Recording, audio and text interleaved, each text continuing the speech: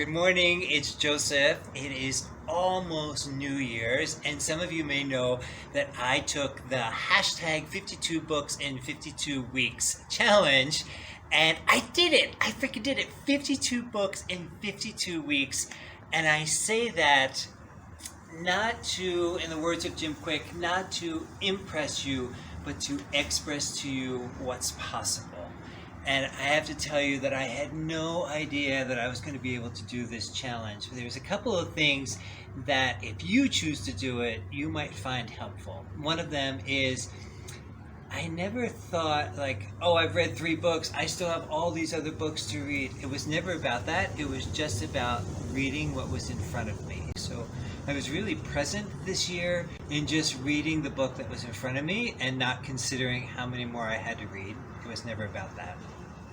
And the other thing I also learned from Jim Quick was that most books are about 64,000 words, and even for slow to moderate readers like me, you can read 1 book a week in about an hour a night. And I thought, okay, so that's doable. Then there was something else that he said that freaking changed my life, and that was 1 hour is about the length of a television program.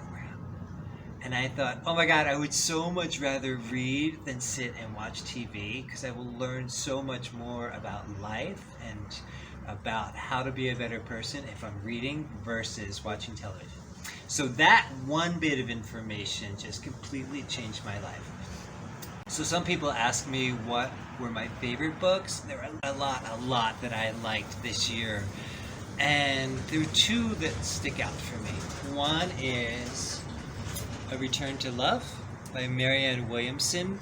It's an older book, and Marianne Williamson, you may know her because of the work she's done with A Course in Miracles, but also because she ran for the Democratic National Convention this past election, and she was eaten up by the press. They were not kind to her. Her book is brilliant, and I love it. A Return to Love, Marianne Williamson. The other book, I've already mentioned Jim Quick, Limitless. This is a gorgeous book by a man who had a brain injury in kindergarten and then went on to teach hundreds of thousands of people about learning and about memory and about how the brain works and about how to read and how to remember. So that was absolutely gorgeous. My third favorite, if I had to pick a third, would definitely be Big Magic by Elizabeth Gilbert. Just such a gorgeous, gorgeous book. That is in there somewhere. I think it might be here. So, if you have any questions for me, I would love to answer them, because I challenge you to read 1 book a week in 2022. And I want to see your video next New Year's Day with your tower that is very precariously placed. I want to see your tower of books next year. I support you, I honor you, and I thank you for watching. See you next year.